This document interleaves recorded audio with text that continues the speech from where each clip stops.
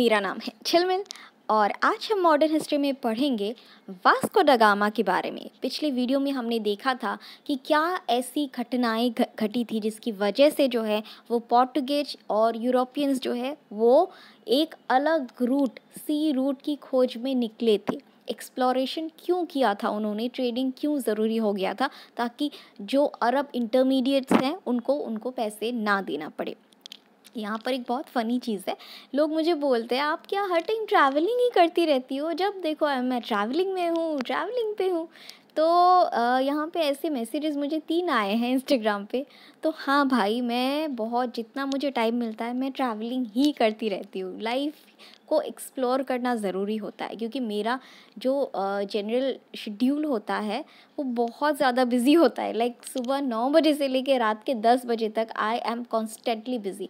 सो जब भी मुझे थोड़ा बहुत टाइम मिलता है अपने लिए, I just explore things, I just go on a crazy travel trick everything. यहाँ पे शुरुआत करने से पहले एक छोटा सा अनाउंसमेंट, मैं आपको छोटी सी, ज़्यादा बोर नहीं करूँगी। बट जैसे कि आप लोग को पता है कि एग्ज़ाम्स आ रहे हैं और एग्ज़ाम्स के चलते चलते हमारे दिमाग में बहुत सारे सवाल आते हैं कि भाई क्यों हो रहा है मेरे साथ ऐसा, क्यों ऐसे डिस्ट्रैक्शंस आ रहे हैं, इसको कैसे कॉम्बैट किया जा सके, क्यों रिलेशनशिप फेलियर्स होते हैं, करियर रिलेटेड इश्यूज़ होती हैं, बहुत सारी चीज़ें होती हैं। तो एक गाइडेंस देने वाला चाहिए होता है ना। तो ये सब कभी ना कभी आपने this kind of in spiritual term we say that a soul contract is being there, okay? So अभी अगर आपको आपकी लाइफ के किसी भी सवाल का गाइडेंस चाहिए या कोई रेमेडी चाहिए, हीलिंग चाहिए, तो आप मुझे मेरे इंस्टाग्राम पे कांटेक्ट कर सकते हो for the same. As apart from being an educator, I am also a psychic medium and a certified shamanic healer and Wicca practitioner. तो मैं आपकी मदद कर सकती हूँ कि कहाँ ब्लॉकेजेस है, उस अकॉर्डिंगली हम लोग उन ब्लॉकेजेस पे काम कर सकते हैं, ठीक है। So moving on to our topic again. और हाँ, लिंक मैं अपने डिस्क्रिप्शन में दे दूँगी मेरे इंस्टाग्राम आईडी का। प्लीज़ कॉल मत कीजिए अगर आपको रीडिंग वगैरह बुक करनी है तो प्लीज़ मैसेज कीजिए, जो रूल्स सेट किए हैं वो फॉलो कीजिए। तो उसके बाद हमारी टीम जो है वो आपसे अकॉर्डिंगली बात करेगी, ठीक है जी।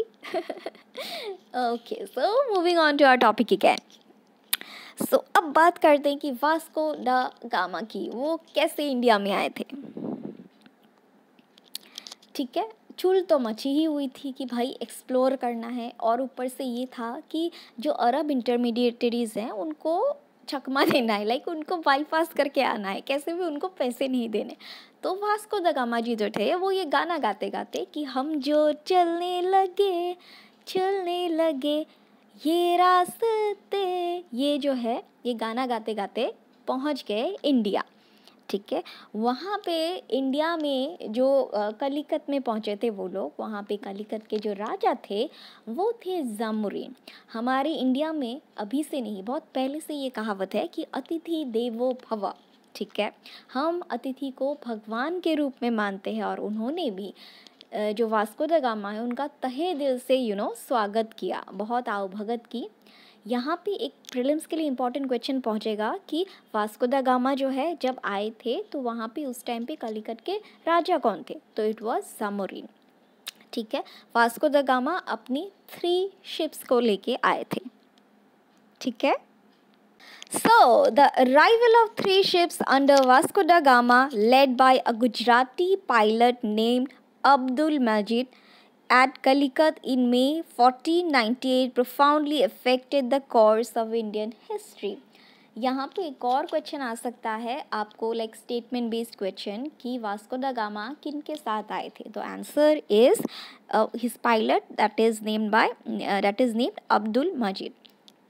The Hindu ruler of Calicut, the Zamorin, however, had no apprehension as to the Europeans' intentions. जैसे कि मैंने कहा, ज़मोरीन को कोई आवभगत नहीं था कि यूरोपियंस का चतुर बुद्धि में क्या चल रहा है। He was like अतिथि देवो भव, अतिथि हमारे घर में आए हैं तो बस स्वागत करो।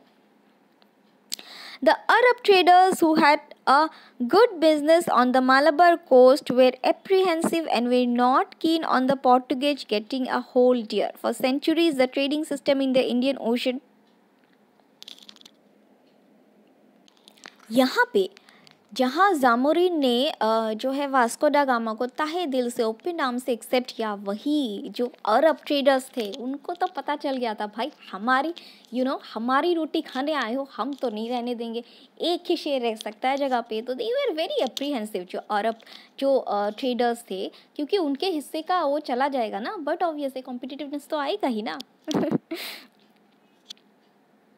पहले क्या होता था कि जो कोस्टल लाइंस थी वहाँ पे चाहे वो चाइनीज़ हर तरह के फॉरेन जो ट्रेडर्स होते थे वो मिल बांट के प्रोटोकॉल के हिसाब से रहते थे, लाइक दिस इज़ हम साथ साथ है टाइप, लाइक मतलब एक रूल सेट था और किसी को ये मेरा हिस्सा, ये तेरा हिस्सा, ये तेरा हिस्सा, ये तेरा हिस्सा, ऐसे डिवाइडेड था, शांति का माहौल था और इट वाज हम साथ साथ है वाला माहौल, चाहे वो जितने भी फॉरेन ट्रेडर्स हो, अरब चाइनीज़ और कोई भी फॉरेन ट्रेडर्स हो। लेकिन जब से ये पोर्टुगेज आ गए भाई नहीं चलेगा ये सब, हम तो नहीं मानेंगे, we stand out of the crowd. ये जो पोर्टुगेज है ना, ये ऐसे ही वॉज लाइक हम जहाँ खड़े हो जाते हैं लाइन वहीं से शुरू होती है, तो नहीं वर लाइक हम नहीं मानते ये प्रोटोकॉल, हमारा ही राज्य है, हम ही है, no equality, nothing doing.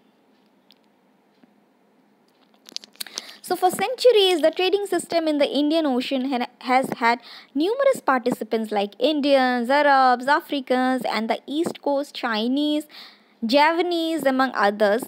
But these participants had acted according to some tacit rules of conduct, and none had sought overwhelming dominance through all were in for profit. जैसे कि मैंने कहा पहले जो है इंडियन ओशन के आसपास बहुत सारे फॉरेन ट्रेडर्स ने मतलब अपना धंधा चलाया, लाइक अपना बिजनेस चलाया, and they were like in law in order कि ये मेरा पार्ट, ये तुम्हारा पार्ट, कोई किसी के पार्ट में इंटरफेयर नहीं करता था, शांति का माहौल था। लेकिन जब से ये पोर्टुगेज आए ना, उथल पुथल मच गई एकदम। वास्को द गामा ने 3 महीने तक खूब इंडिया की खातिरदारी जो है वो सही, और 3 महीने बाद अपना कार्गो भर भर के प्रॉफिट कमा के पैसे लेके गए। और जैसे ही वो अपने मुल्क वापस गए पोर्टुगेज, एंड लोगों ने देखा कि भाई ये बंदा तो क्या था, क्या बन के आया है, इतना पैसा लेके आया है, एंड दे वर लाइक यार पैसा ही पैसा, अब तो पैसे ही पैसे। तो बाकी जो यूरोपियंस थे दे वर लाइक अरे बाप रे, ये तो मतलब बिना इंटरमीडिएट्स को दे बिना इतना प्रॉफिट कमा के आया है, मतलब अभी तो हमको भी जाना है, क्योंकि पैसों का चक्कर बाबू भैया, पैसों का चक्कर।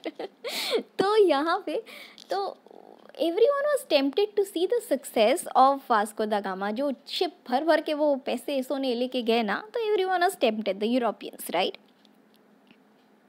So Vasco da Gama stayed in India for 3 long months. When he returned to Portugal, he carried back with him a rich cargo and sold the merchandise in the European market at a huge profit.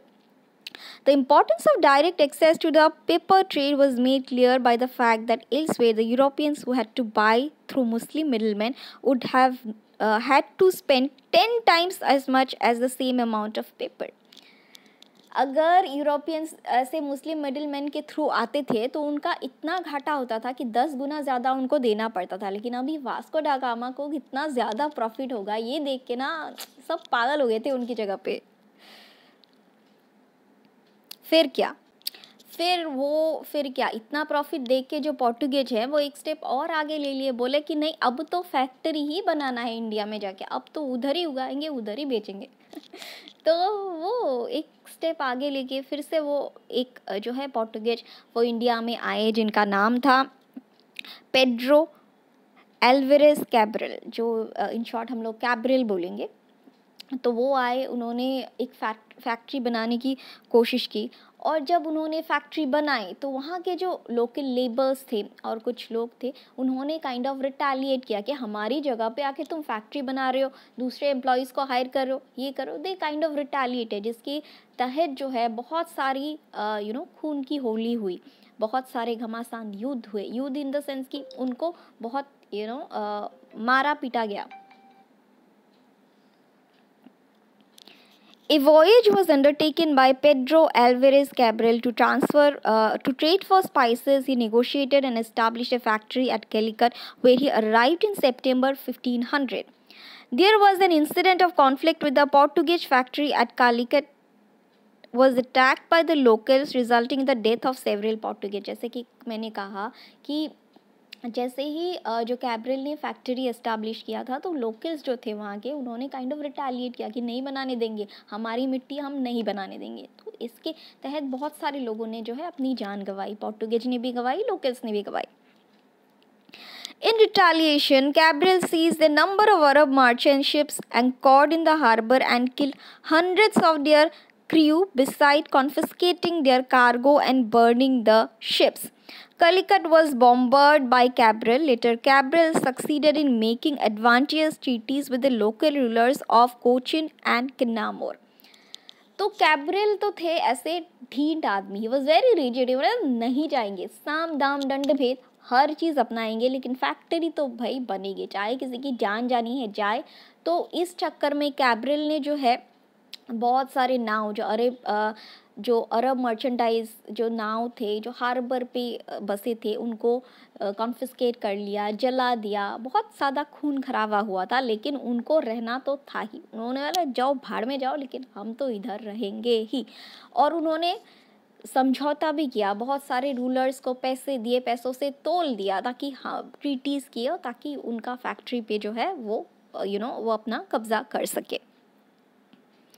Zamorin ये सब देख के खुश नहीं हुए, मतलब Vasco दा gamma जो है वो फिर से इंडिया में आए। वास्को दा गामा इंडिया में 2 बार आए। पोर्टुगीज का ये सब थोड़ा बहुत राजत्व जो है फैक्ट्री स्थापित हो गया, लाइक पोर्टुगीज वे देयर स्थापित होने लगा उनका।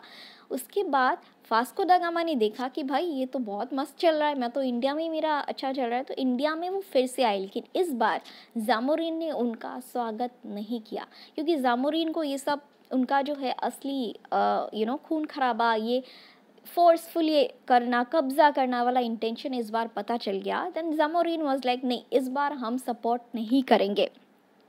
तब वास्को दा गामा अपनी असली रूप में, एंड ही वाज लाइक प्यार से बोल रहे हैं दे दो, नहीं तो थप्पड़ मार के भी दे सकते हैं, ठीक है। So Vasco da Gama once again came to India in 1501. ये प्रीलिम्स पॉइंट ऑफ व्यू से इम्पॉर्टेंट है कि वास्को दा गामा कितनी बार इंडिया आए थे। इट वाज 2 times, ठीक है। एक 1400 में आए थे, एक 1500 में आए थे, 1400 में और 1500 में। इस दौरान वास्को दा गामा जो है वो 2 times आए थे, ठीक है। The Zamorin declined to exclude the Arab merchandise in favor of the Portuguese when Vasco da Gama combined commercial greed with ferocious hostility and wreaked vengeance on Arab shipping wherever he could. जैसे कि मैंने कहा कि जामोरिन ने support करने से मना कर दिया, तब क्योंकि जामोरिन को उनके इंटेंशन पता चल गया कि भाई इसमें तो बहुत ग्रीड है और इस ग्रीड को पाने के लिए ये लोग कुछ भी कर सकते हैं, so we are not. But तब तक उनका ऑलरेडी आधिपत्य हो चुका था पोर्टुगीज का, उनका पलड़ा भारी हो चुका था। His rupture with the Zamorin thus became total and complete. Vasco da Gama set up a trading factory at Kinnaur. Gradually, Calicut, Kinnaur and Cochin became the important trade centers of the Portuguese. Gradually, under the pretext of protecting the factories and their trading activities, the Portuguese got permission to fortify their center. अब factory बनी है तो factory के जो workers है उनको रखने के लिए किधर जगह तो चाहिए ना। तो धीरे धीरे मैंने कहा ना, थोड़ा थोड़ा करके, जैसे दीमक जो है पूरा खा लेता है ना, वैसे ही पहले तो हमको बस ट्रेड करना है। फिर उन्होंने बनाई फैक्ट्री। अब बोले कि फैक्ट्री के जो वर्कर्स है उनको सहायता करने के लिए या फैक्ट्री को प्रोटेक्ट करने के लिए हमको फोर्ट भी चाहिए, सब कुछ ही ले लो ना, इंडिया ही ले लो। तो ऐसा उनका था कि दीमक की तरह पूरी तरह से वो जगह को कब्जा करना चाहते थे पहले। अभी फिर उन्होंने धीरे धीरे करके फोर्टिफिकेशन की भी परमिशन ले ली और काफ़ी सारी जगह, मतलब साउथ की काफ़ी सारी जगह पे उन्होंने अपना आधिपत्य जो है वो स्थापित किया। कौन सी जगह पे? That is Calicut, Kannur and Cochin. इन पे धीरे धीरे करके उन्होंने अपना आधिपत्य जो है वो स्थापित किया। ये है हमारे वीडियो का एंड। आज के लिए बस इतना ही, कल फिर मिलेंगे कुछ नए लेक्चर्स के साथ। Thank you.